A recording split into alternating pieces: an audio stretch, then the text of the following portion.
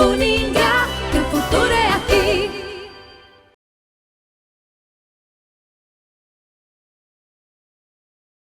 Olá, bom dia a todos. Nós estamos aqui iniciando mais uma conversa com vocês sobre o nosso Café com Saber. Desde o começo, acho que vocês percebem que eu não estou muito bem hoje com a voz. Estou um pouco rouco, um pouco gripado, mas eu espero poder continuar hoje aqui também nesse momento de trocar um pouco as nossas experiências com vocês, como nós fazemos todos os primeiros sábados de cada mês. É o nosso Café com Saber. Vocês já muitos me conhecem, quem está pela primeira vez nos acompanhando, eu sou o professor Luiz Antônio Bento, aqui da Uningá, sou sacerdote também e cuido aqui da capelania universitária. O Café com Saber é uma das atividades que está dentro da capelania. Nós temos outras atividades aqui na instituição.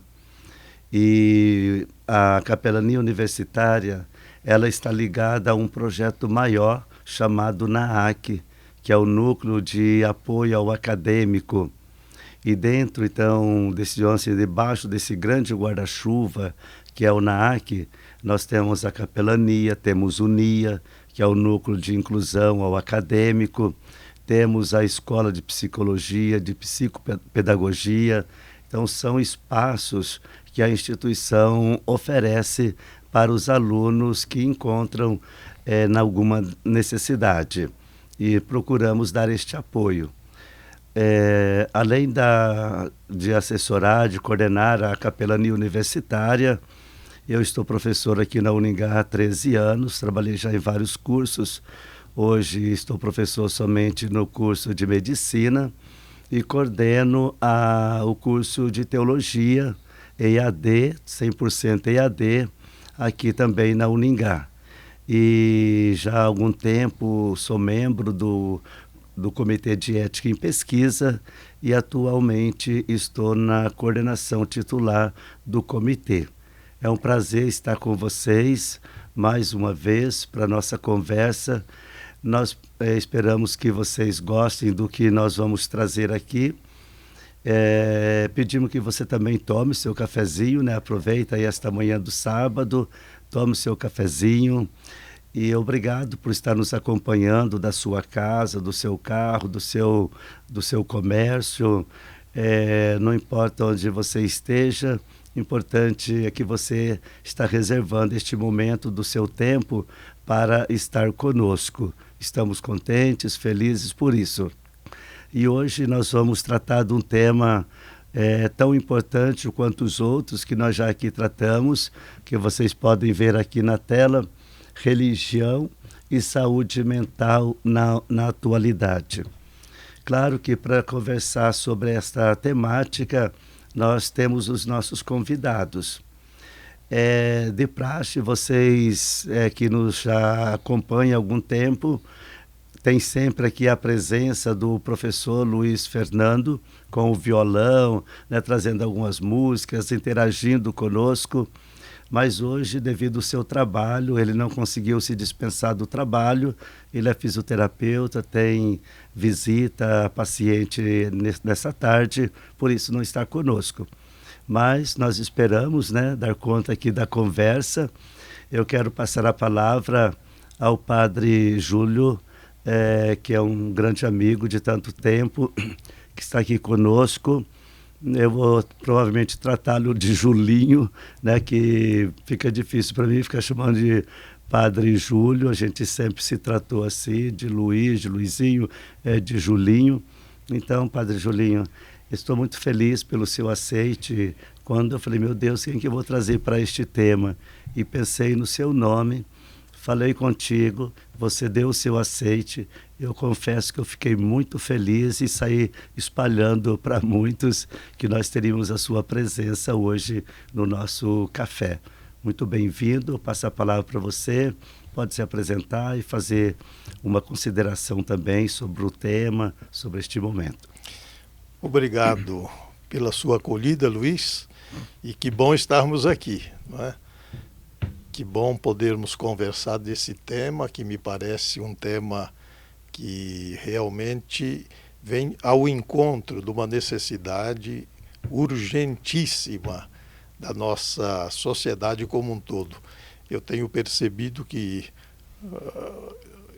o momento que vivemos, esse pós-pandêmico, né, tem trazido assim muitos impasses e o povo em geral tem buscado nos elementos religiosos uma tentativa de responder, né, a certas angústias provocadas por esse momento difícil da história humana.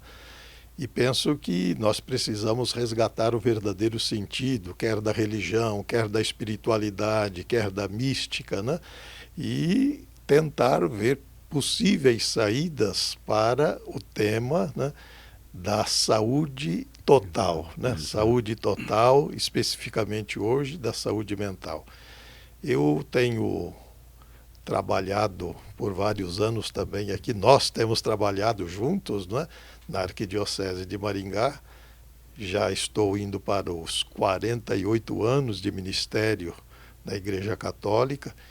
Eu, em termos de formação acadêmica, eu fiz os cursos de filosofia, teologia na Católica do Paraná, fiz especialização em psicologia, né? Depois fui também para um mestrado em pastoral, lá no Rio Grande do Sul. Os 3 primeiros anos de ministério foram dedicados, né, à vida paroquial e à vida acadêmica. Além disso, várias outras atividades a gente tem feito aqui em Maringá e região. E hoje eu estou trabalhando de volta à catedral. Eles me deram um trabalho mais leve, mas que eu estou vendo que não tem nada de leve, né? Em todo caso, estamos aí para servir. Padre Júlio, muito obrigado, viu? Eu me lembro muito de você desde o começo, né? Na minha ordenação, a gente fica meio que perdido, né? Ele era padre jovem ainda, que eu vou fazer 33 anos de padre, ele vai fazer já chegando aí próximo dos 50. É ele que mexia o missal ali para mim, que me dava as dicas, que apontava o dedo, né? Onde eu deveria ler. Olha lá em Mandaguari, né? Então, quando eu vejo as fotos, tenho o vídeo também, eu me recordo muito bem. Trabalhamos juntos também na catedral, né? Isso. E o Júlio tem muitas outras experiências que depois, ao longo da conversa, pode compartilhar conosco. E, sobretudo, a sua experiência do Marev, num determinado momento. Aqui eu peço para você compartilhar um pouco conosco o que é, né, o Marev. Mas vamos, antes de entrar ali no Marev, a gente trazer um pouco de informações gerais, né, para aqueles que nos acompanham. Nós temos centenas de pessoas inscritas, né, no nosso café hoje e muitas pessoas nos acompanhando pela primeira vez. Passo a palavra agora à professora Alexandra para que ela se apresente e também um pouquinho aí a sua consideração inicial. Professora, obrigado também. Eu tenho tido tanta sorte porque as pessoas que eu convido, dificilmente alguma tem dito não, ou que não pode, que não, né? E você foi uma dessas pessoas que prontamente acolheu o nosso convite. Obrigada eu pelo convite, né? Também fiquei surpresa. Eu já tinha ouvido falar do café, mas, né, nunca tinha visto de perto, assim. Falei, como que funciona? Eu quero participar, como é, né? Mas, enfim, estou aqui. Obrigado pelo convite. Eu sou professora da casa, né? Eu sou psicóloga de formação, mas eu sou professora aqui dos cursos de psicologia e medicina. Então, na psicologia eu dou as aulas, né, voltadas mais para as políticas públicas do SUAS, e na medicina eu dou as disciplinas de cuidados paliativos, né, voltada mais para as questões de saúde mental.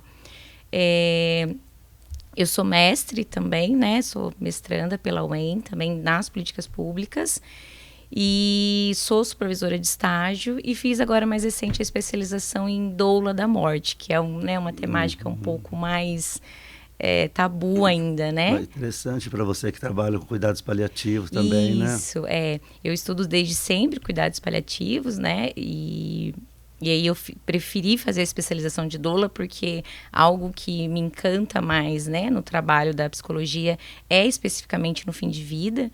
Então, eu fiz essa especialização justamente por causa disso, né, e por estar no contexto hospitalar também. E, enfim, então eu tô aí, né, eu tenho a minha clínica, atendo na clínica como psicóloga e sou docente e supervisora de estágio aqui na Uningá também.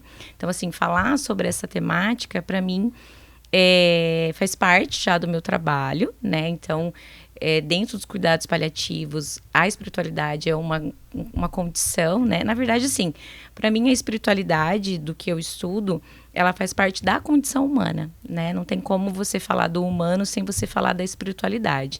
Tem alguns cientistas que até falam assim que nós somos seres espirituais tendo experiências humanas, né? E então é um assunto interessante e por isso a gente também precisa trabalhar isso nos cuidados paliativos. Mas de forma geral, dentro da saúde mental, a gente tem, né, a espiritualidade, a religiosidade, a mística, né, igual o Júlio falou. Mas as pessoas ainda têm algumas resistências em falar sobre esses assuntos, né? Eles querem separar isso, às vezes, da psicologia ou, às vezes, da saúde mental, como se fosse uma coisa à parte, né? E não, então acho que para a gente começar é realmente isso. A espiritualidade faz parte da condição de ser humano, não tem como separar isso, né? Perfeito. E o que a gente pode, então, perceber que nós poderíamos, talvez, nesse início da nossa conversa, tentar distinguir um pouco. Nós conversávamos um pouco antes de iniciar, né, o nosso trabalho aqui. Nós falávamos da importância também de distinguir um pouco as pessoas, entender o que é uma religiosidade, o que é uma espiritualidade, são a mesma coisa, no que elas se diferenciam. Então, se vocês puderem abordar um pouquinho essa questão, daí pode ficar à vontade. Ok. Eu, inicialmente, né, Alexandra, eu gostaria de definir um pouco, né, o conceito religião. Penso que é importante a gente ter assim, um pouco mais claro nesse conceito. É interessante recordar a origem da palavra. É uma palavra que possivelmente venha de dois verbos latinos. Um verbo que significa a coragem de escolher, portanto, reescolher. O ré é essa condição, né, esse prefixo latino que diz de fazer de novo uma coisa, né? Reelegere, quer dizer, escolher de novo algum elemento que é fundamental para mim, né? Então, primeiro a reescolha, né? E o segundo, o religare, né? Ligar de novo. Então eu penso que o conceito religião ele vai passar, né, necessariamente por dois movimentos dentro do coração humano. O primeiro movimento que é a busca, né? A busca continuada que todos nós temos, e aquilo que celebramos aí esses dias Santo Agostinho, né, que falava sempre dessa busca do seu coração, né, dessa beleza sempre nova, sempre antiga, tarde te amei, né? Então, essa busca. E depois, em termos também de escolha, eu penso que é um elemento importante quando a gente trata da religião. A vida é feita de escolhas e penso que a gente precisaria ter muito claro também o que é que eu escolho, né? Na tradição judaico-cristã, fala-se da escolha dos dois caminhos, né? A vida ou a morte, né? O elemento, então, religioso trabalha com esse aspecto, né, que é fundamental, ilumina, né? Ilumina o discernimento humano para que ele possa escolher, né, valores, escolher, enfim, fazer opções, né, que o ajude a ser mais, a crescer mais, né, a ter realmente um caminho a ser percorrido e que aquele caminho, mesmo que às vezes cheio de pedras, cheio de atrapalhos, ele possa dar volta por cima e buscar então uma meta. Aí então eu faria, para completar o conceito de religião, o conceito de espiritualidade, né? Espiritualidade diz respeito não só ao que é espiritual, é muito mais do que o espiritual, né? A ideia de espiritualidade parte também de um conceito lá da mentalidade dos hebreus, então uma mentalidade bem antiga, e depois passa pela Grécia, não é verdade? E quando a gente fala de espiritualidade, a gente se liga ao inflar, aquilo que inflama, aquilo que dá vigor, aquilo que dá coragem para a gente buscar e enfrentar, né? Pneuma é o espírito que move, né? E a espiritualidade nasce desse conceito, eu vejo. Então, quando a gente fala de espiritualidade, a gente está falando muito mais do que um conceito de religião. A gente está falando de toda uma potencialidade interior, né, que nos faz capazes de avançar. Isso. Nossa, perfeito. Eu gosto muito dessa parte da religião, da religação, né, de religar. Trabalho bastante isso também em alguns pacientes que são, né, que têm essas crenças religiosas, enfim. Mas fazendo essa separação em relação à ciência, né, dentro da psicologia, essa compreensão da espiritualidade é isso mesmo, né? Ela é para além de só essa religião, crenças, um conjunto de crenças, e a gente traz a espiritualidade para essa busca de sentido, que talvez é esse vigor, né? Então a gente vai falar de projeto de vida, né? Como que essa pessoa, que sentido ela está dando para isso, qual que é essa busca, que vontade que ela tem.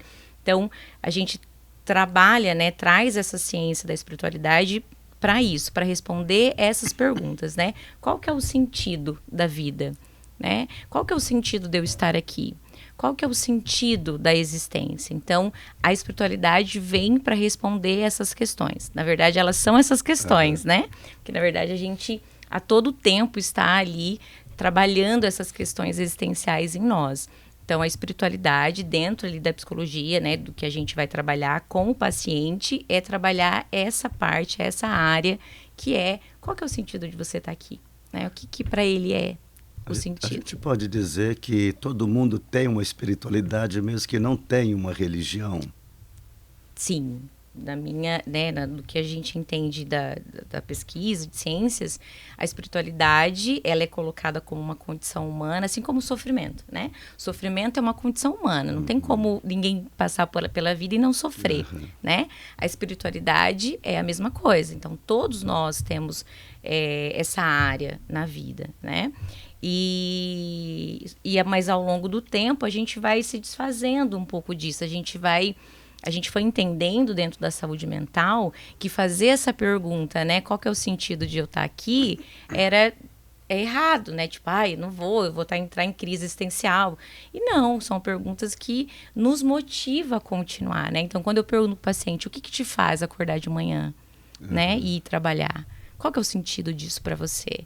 Então, são coisas que quando a pessoa, né, no trabalho, ela encontra a resposta pelo qual ela vai fazer isso, ela melhora, né, e ela encontra um sentido para aquilo. Então, quando a gente fala de pacientes em paliativo, a gente também trabalha essas questões, e uma coisa que é pontual também, que a gente fala assim, para trabalhar a espiritualidade, eu preciso que as outras áreas estejam também minimamente ali, né, porque, vamos supor, um paciente com dor, ele não vai querer falar da espiritualidade, né, mas quando a gente trabalha isso, então, qual que é o sentido, né, qual que é o sentido de eu estar passando por isso?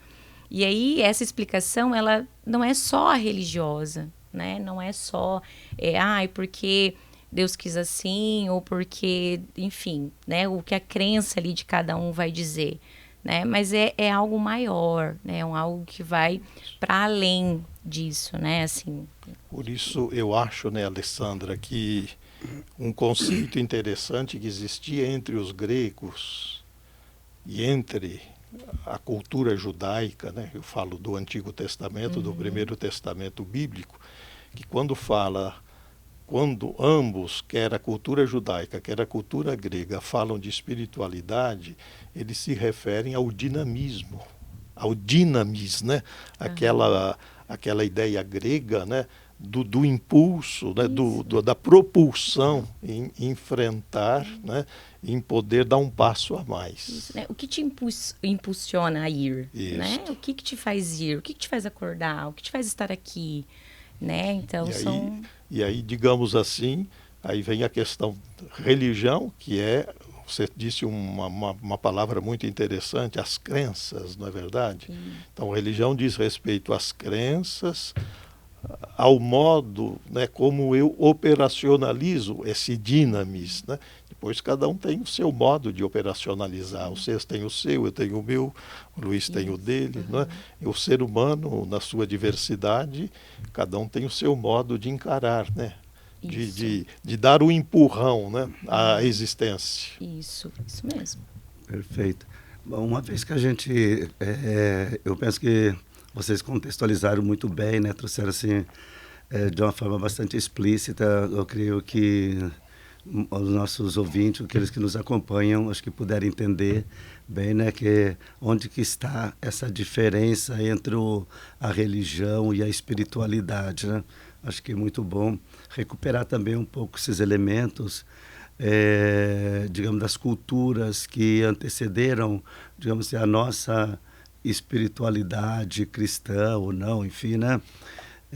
Que parte daí lá do judaísmo, né? Então, acho que é muito importante, porque nada aparece do nada, não, tudo tem de uma pré-história, né? E nós devemos também muitas culturas que nos antecederam, né? Agora, tendo feito isso, professora Alessandra, pode dizer para nós, assim, explicar um pouquinho para nós o que significa uma saúde mental? E aí o Julinho poderia falar um pouquinho para nós o que significa uma saúde espiritual. Tá. A saúde mental, né, começando, né, pela Organização Mundial da Saúde, eles vêm trazer muito essa questão da qualidade de vida, né, que é o que ele traz, né, a espiritualidade, a religião, elas fazem parte dessa qualidade de vida também. Então, hoje a gente não entende mais saúde mental apenas como uma ausência de doença, né? Mas sim o modo como eu levo essa minha vida, que vai estar cheia, né, de conflitos, de alegrias, de dificuldades. Então, a forma que eu levo essa questão e como eu preciso cuidar da minha vida para que todas essas áreas estejam bem. Porque, assim, antigamente a gente tinha essa concepção, não tô com uma doença, tá tudo bem, tô saudável.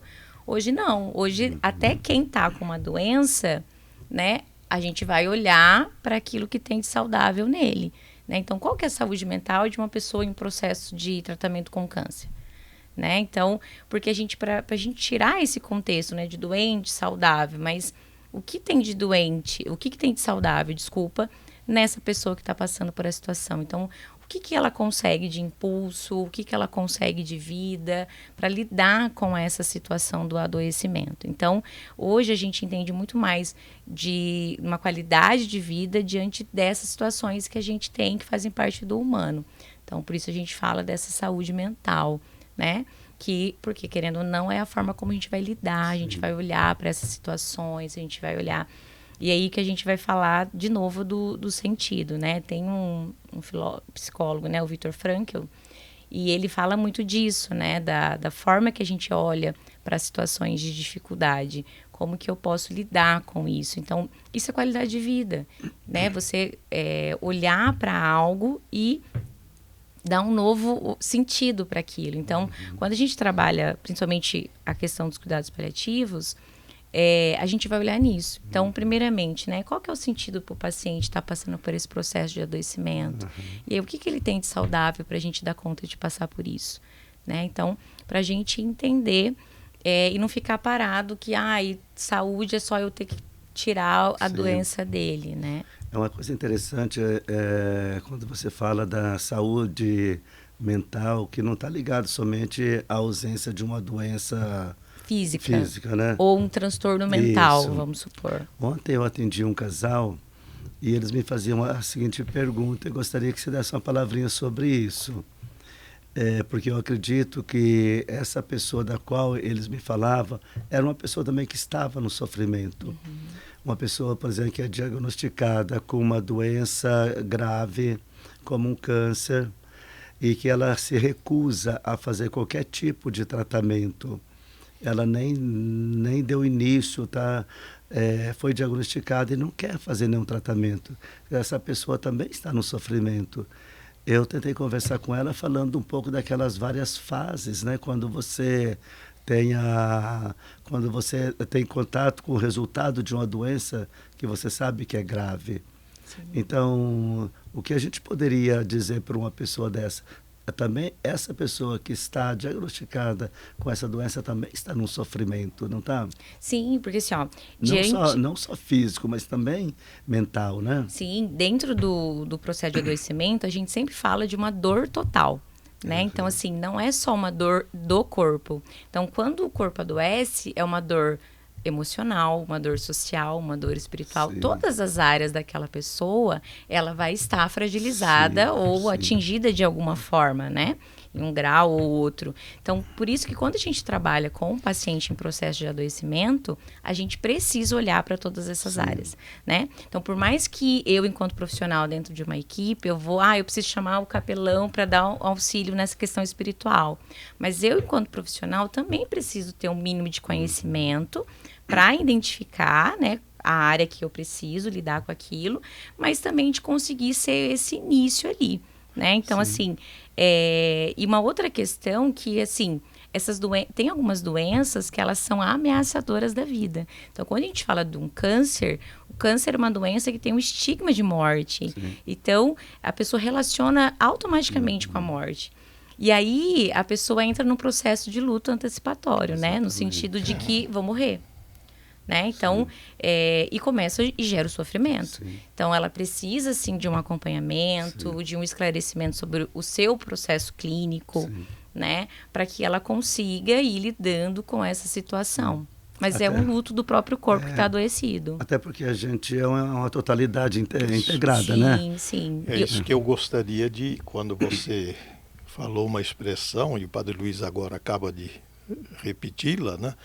Eu penso que quer tratemos de saúde, quer tratemos de doença, né, temos que ter essa visão, vamos chamar assim, holística, né? A totalidade de cada um de nós. Os antigos diziam que a gente tem que cuidar do corpo, da alma e da mente, não é verdade? Isso para dizer que a totalidade do ser humano deve interessar, né, para a psicologia, para a religião, para as várias ciências, enfim, não é verdade? E eu sou um todo, o meu corpo pode estar doente e refletir depois nas minhas relações, né, interpessoais, financeira, né? É uma pessoa que não vai conseguir trabalhar, não vai conseguir ter a sua autonomia. Isso. Então, por isso que o trato, né, da saúde, eu vejo que deveria ser muito mais abrangente do que simplesmente o aspecto físico, né, o emocional, né, o mental. A saúde espiritual, penso que é um elemento que nós estamos ainda descobrindo, né? Descobrindo. Especialmente para nós do Ocidente, a questão do espiritual, voltemos aí então um pouco àquilo que você havia levantado, a questão espiritual, ela é muito ofuscada, né? Ofuscada por essa visão do ser humano como um ser que é feito de corpo, olha o aditivo, né? Corpo ao aditivo, e alma.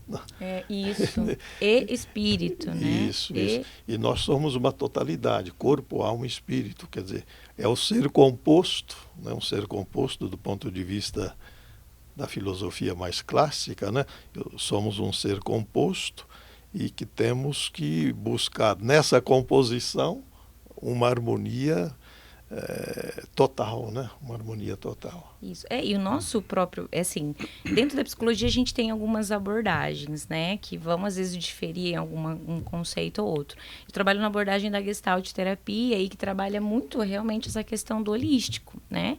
De fato, nós somos um ser holístico e o nosso corpo está sempre em constante equilíbrio, né? Então, quando a gente fala, principalmente de pacientes em fim de vida, que não tem a remissão da doença, Então, às vezes, para medicina comum, pronto, não tem mais nada para fazer. Não, pera lá, vamos lá. Tem muito ainda.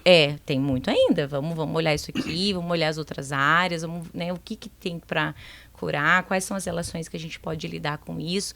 Então, assim, os cuidados paliativos, ele vem, né, com essa mais intensidade agora, né, nesse século, para a gente poder entender que a gente precisa olhar para esse ser humano em todas as áreas. Sim. A gente precisa mudar essa visão da medicina, né, de só remissão da doença. A gente Sim. precisa. Depois, acho que isso é muito importante. Eu falo sempre com os alunos da medicina que as especialidades são importantíssimas, é bom que elas existam e cada vez mais.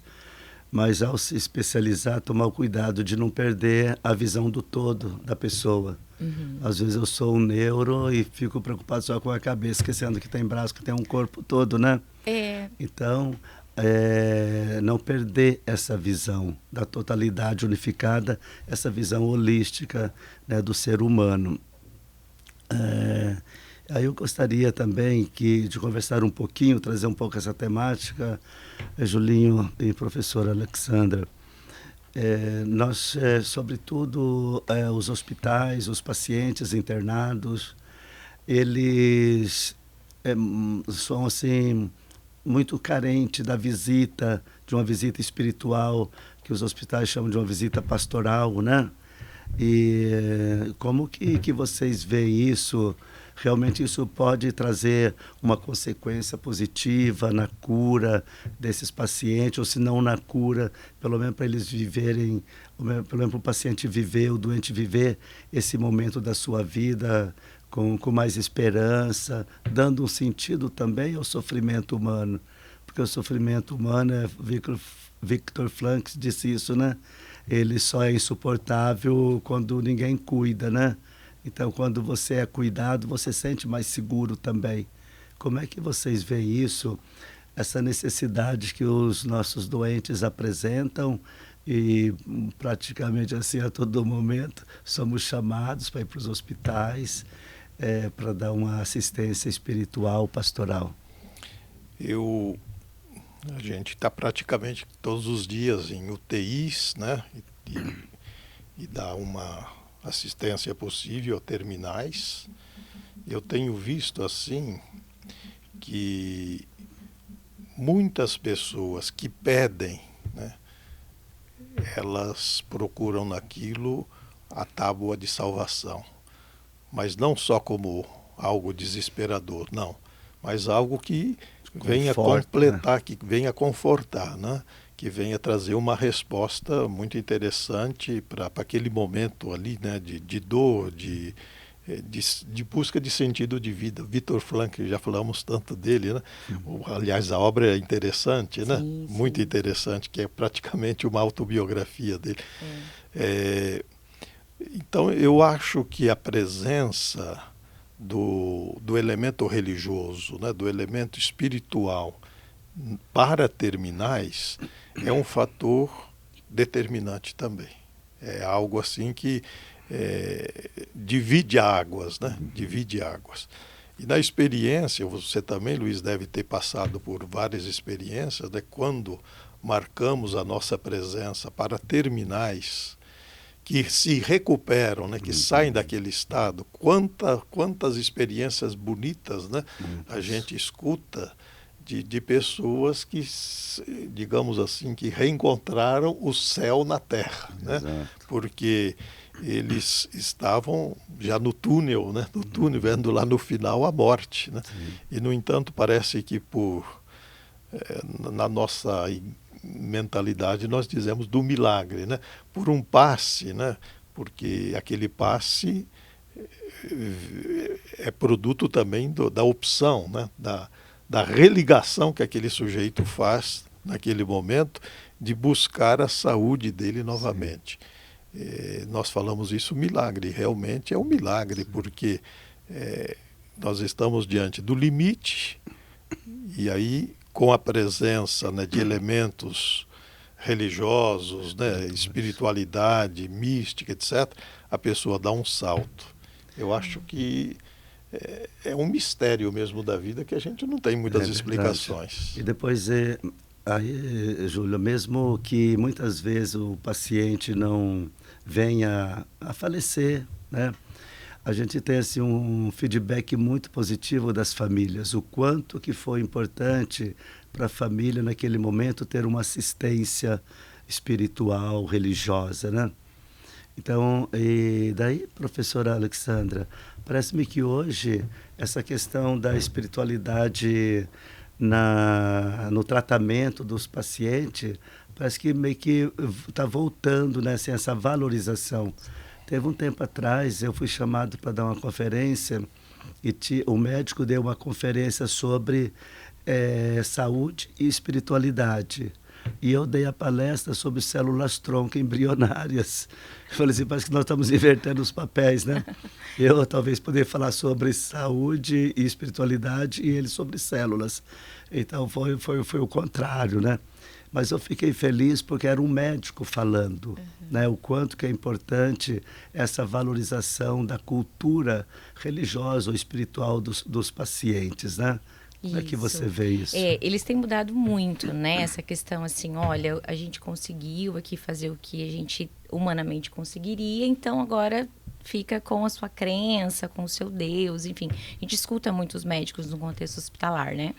Mas assim, mas cada um vai dar um nome para aquilo que não se explica, né? Então, por isso que a espiritualidade, ela inclui a religião e o místico, mas ela não para nisso, né? Então, a espiritualidade é esse impulso que o paciente tem, mas aí aquilo que, o paciente estava quase morrendo e viveu, tá tudo bem agora, né? Foi um milagre. Então, cada um vai dar para aquilo que não se explica uma forma. Tem gente que dá, né, sobre a física quântica, às vezes é um milagre, às vezes foi o médico que errou, enfim, cada um vai dar essa justificativa. Mas isso tem muito dentro do contexto. Então, quando a gente trabalha na equipe, né, multiprofissional, algo que a gente tem, né, o pessoal da capelania, e eu gosto muito, a gente trabalha junto, mas eu sempre procuro conversar com o pessoal para que eles também tenham essa visão, que eles só não cheguem lá e, tipo, vou orar. Não, né, que eles possam conversar com o paciente, qual que é o sentido da vida, o que que aquele paciente está sentindo, o que que ele quer, né? Porque para ter um trabalho maior, então que a capelania também não fique, às vezes, presa em uma única denominação ou uma única crença, né? Então, a gente faz algumas discussões, quando possível, em relação a isso, para que trabalhe essa questão. Porque essa frase que você falou, né, o sofrimento só é insuportável quando ninguém cuida, ele é da Cecília Saunders, na verdade, que é quem iniciou essa questão dos cuidados paliativos, né? Mas ela, né, também traz dentro do seu livro essa questão do que a gente precisa aprender a cuidar, né? Que não só curar, porque quando a gente vai, né, para a epistemologia da palavra ali, pesquisar, escarafunchar aquilo, a gente vai ver que a palavra curar, ela vem dessa questão do cuidar, né? Então, eu preciso cuidar dessa pessoa, desse paciente que está ali.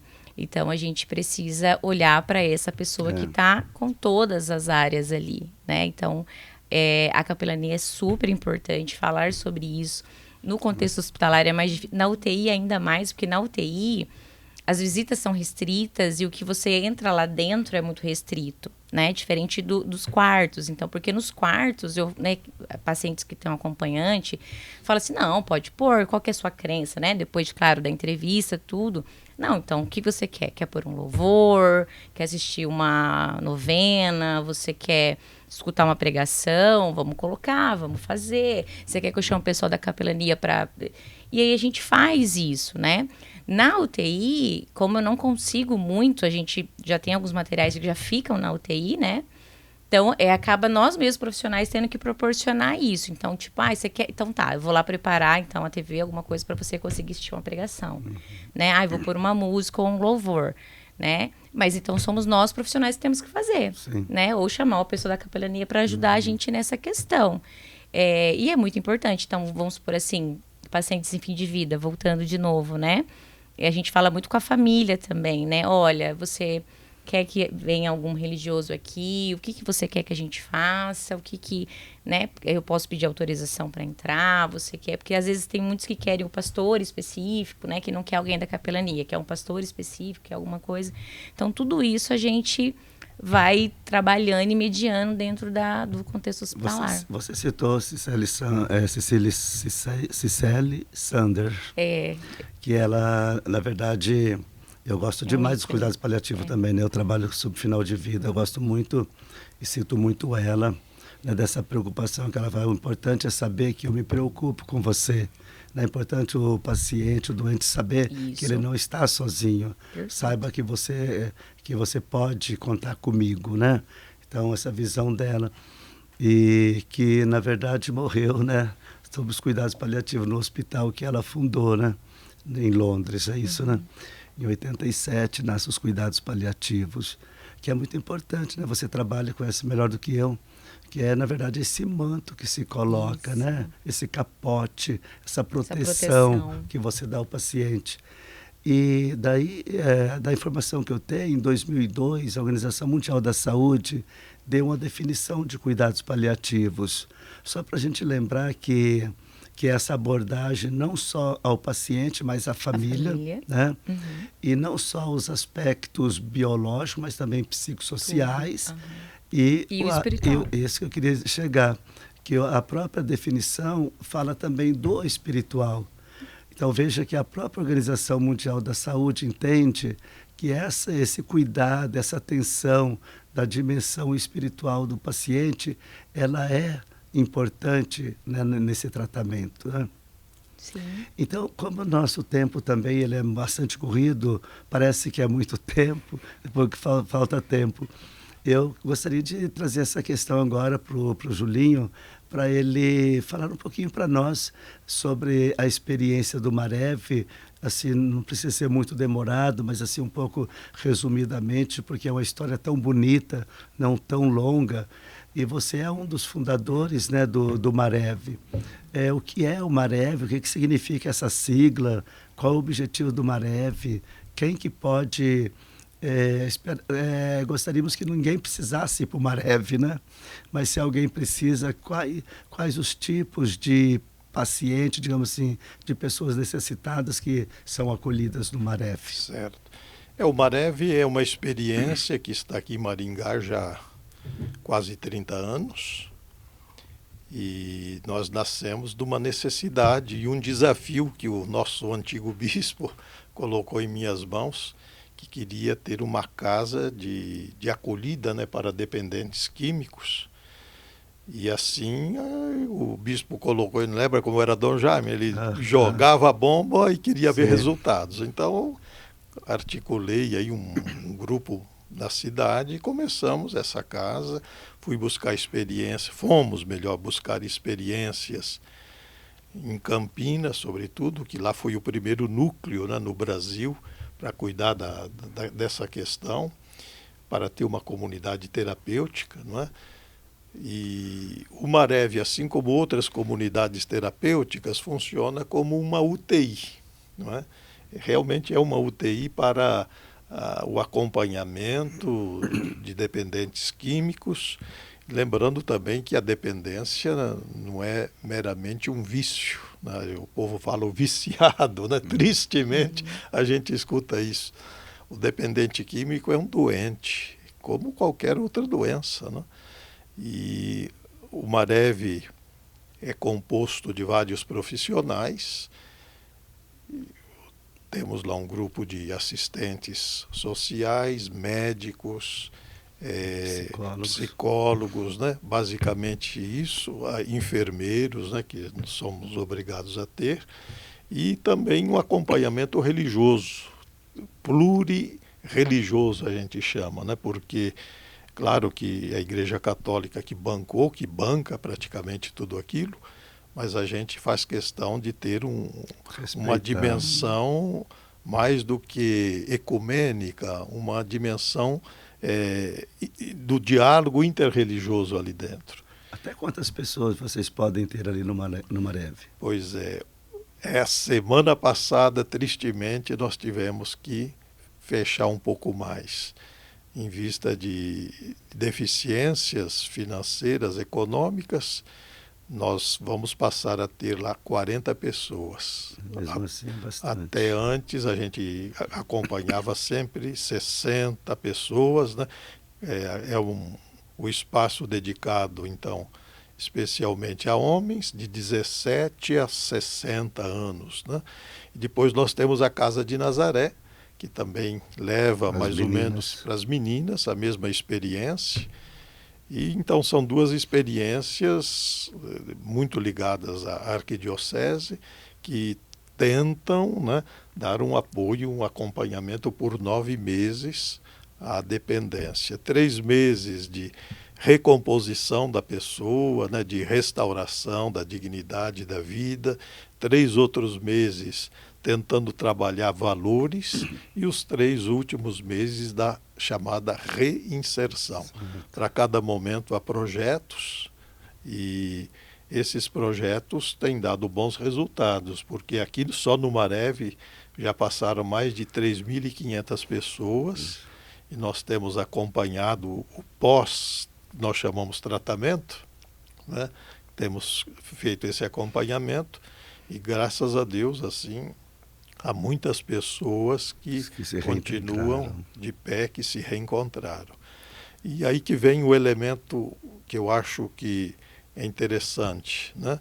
É o elemento religioso, a questão da espiritualidade, que é muito trabalhada no dia a dia, e penso eu que é um dos elementos que garante, né, a perseverança da pessoa na busca de recuperação continuada.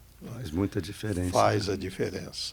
Eu tenho andado, não no Brasil, mas alguns estados que chamam, algumas dioceses, né, que abrem casas, e eu tenho insistido que se garanta este elemento tão necessário na recuperação do dependente químico, que é o fator religioso, né, a mística de vida, a espiritualidade tão necessárias. E o que significa a sigla Mareve? Mareve é o nome fantasia, né, dessa comunidade terapêutica, que significa Maringá Recuperando Vidas. Beleza. Para as pessoas entenderem, né, que vocês estão em casa, temos pessoas do Brasil inteiro, até fora do Brasil, que nos acompanham, que assistem, né, o nosso café. Então, para vocês entenderem que são experiências muito louváveis aqui na nossa região também, aqui na nossa cidade de Maringá. Tanto Mareve quanto a Casa Nazaré, e temos outras experiências também. Tem o Recanto Mundo Jovem, que é mais recente, não é? Ali em Guatemi, que acolhe mais os adolescentes. E se uma pessoa sentir necessidade de procurar essas instituições, vamos dizer especificamente o Mareve, aonde que elas se dirigem? Temos a casa de triagem, que tem o telefone 3026 2300. 3026 2300. É só ligar que sempre tem alguém para atender. Né? Perfeito. E aí depois são marcadas entrevistas. Uma entrevista é feita com um psicólogo, outra entrevista é feita com o médico, com o coordenador, e depois tem ali uma conversa com os 3, mais o que quer se engajar no Mareve, e o processo dá início em várias etapas. Pessoas que vão por vontade, não existe aquela questão, às vezes, a família obrigar meio que compulsoriamente, não. Luísa, o Mareve sempre funcionou da seguinte forma: todos os que querem ir para lá, devem ir de livre e espontânea vontade. Perfeito. A gente não conseguiu até hoje dar um trato compulsório, né? Há outras clínicas que trabalham dessa forma, mas o Mareve só acolhe pessoas que vão lá de livre e espontânea vontade. Perfeito. E deixa eu só falar, né, uma questão que você colocou o drogado, é isso, é aquilo, como que a gente, mais uma vez, segrega a pessoa, né? Então, tipo, não é o drogado, né? É uma pessoa sobre o uso de substância, uma pessoa adoecida. Então, como isso também, a forma como a gente olha para essas pessoas também muda, né? Tipo, paciente oncológico. Então, a gente precisa ir também tirando esses estereótipos para a gente conseguir olhar para esse ser humano que está ali na nossa frente, né? E o Marev tem um excelente trabalho, né? Uma equipe muito, muito bacana. Muito bonita, muita experiência muito valiosa, né? Sim, sim. Nós estamos terminando, né, nossa conversa, nossa roda de conversa. Eu quero também pedir a vocês que compartilhem o link que vocês terão à disposição e compartilhem, né, nas suas redes sociais. São questões tão importantes, né, para que mais pessoas possam ter acesso também a essas informações que entendemos ser muito importante, né, para toda a comunidade.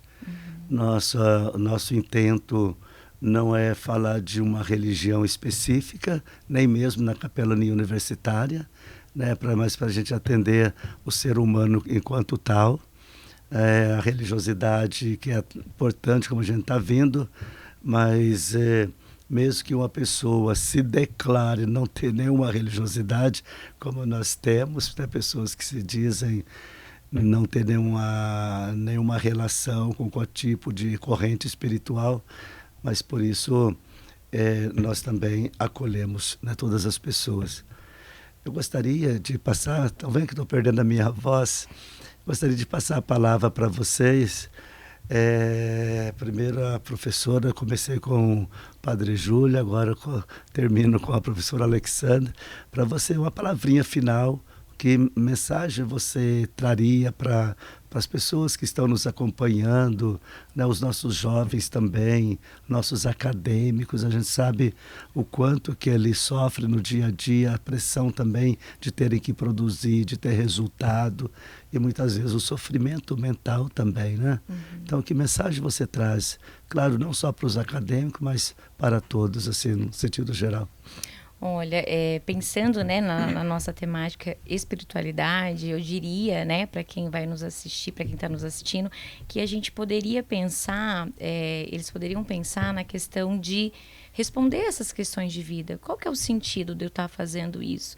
Porque ao responder essas perguntas, ao sentir essas perguntas e as respostas que vão vir depois disso, isso vai auxiliar eles no caminho a mais resiliência, a força, a coragem, né? Porque se eu vou no automático, vivendo por viver, sem saber mais ou menos por que eu tô aqui, sem saber mais ou menos para onde eu quero ir, a gente não vai tendo essa energia sendo impulsionada cada vez mais, né? Então, quando a gente para poder responder essas perguntas, a gente vai cada vez mais sendo resiliente e vai tendo mais saúde para lidar com mais as outras questões.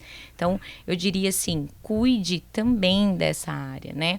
Responda essas perguntas. Qual que é o sentido de você estar aqui? Qual que é o sentido desse processo de adoecimento que você teve? Qual que é que sentido você vai dar para isso, né? Para que a pessoa consiga evoluir, né, e ter esse impulso cada vez mais atualizado aí com o sucesso, né? Essa geração que às vezes está nesse mundo eletrônico, está nessa questão rápida, nessa liquidez de relações.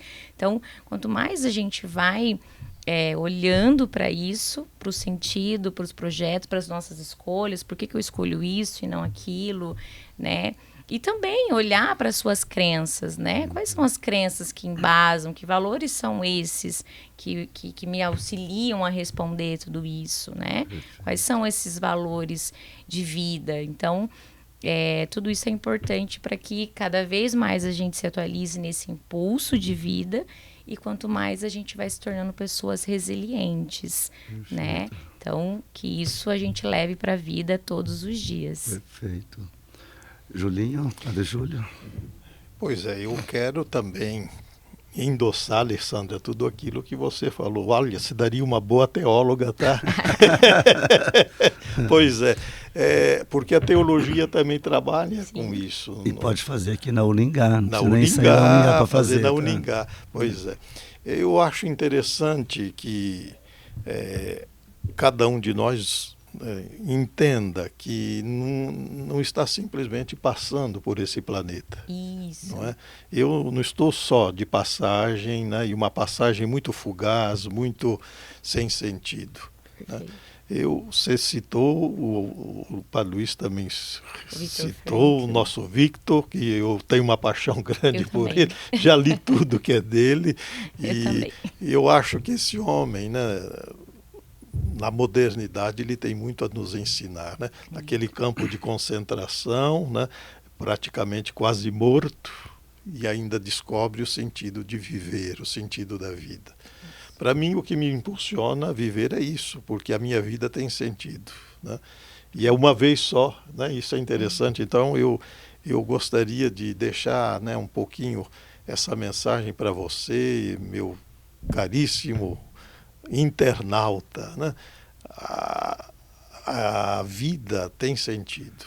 A vida é uma só, e que bonito seria se a gente pudesse dar um sentido planificador, né, a essa nossa existência, fazendo com que o coração da gente se abra aos outros. Como é fundamental a gente pensar além do nariz, né, além de si, não é verdade? Sim. Como é fundamental a gente pensar no todo, né, ter uma visão mais coletiva da vida, ter uma visão, né, de corresponsabilidade com o planeta, corresponsabilidade, né, com o bem comum, né? Nós falamos às vezes de política e o povo tem medo dessa palavra, mas não tenhamos medo. Política com P maiúsculo significa o bem coletivo, o bem de todos, né? E penso que na medida em que eu me abro ao outro, a minha vida tem mais sentido. Eu convido então você para que faça também essa experiência. Que a sua vida esteja a serviço do bem coletivo, para que você busque o sentido espiritual, né, do viver. Tá, deixa eu só, quem vai, né, tá assistindo a gente, um dos livros que a gente começa a ler do Viktor Frankl, né, quem quiser aí se aventurar pelo Viktor Frankl, é A Busca do Sentido. Isso. Então, que é um livro que dá para ir para começar a ler, para quem já quiser ir se estudando. Sugestão, né? Sim, ótima sugestão. Nossa, que consideração maravilhosa que vocês fizeram. Eu acho que sintetizou tudo aquilo que nós conversamos e acho que foi até além. Esse recado à comunidade que nos acompanha, aos nossos internautas, como disse o Julinho, aos nossos jovens, para que a gente também não passe por esse mundo, como você falou, somente sem deixar um rastro positivo, né? Nós vivemos numa sociedade muito individualista, capitalista, uma sociedade egoísta. São algumas das características da nossa sociedade. A indiferença que prejudica tanto, que mata tanta gente.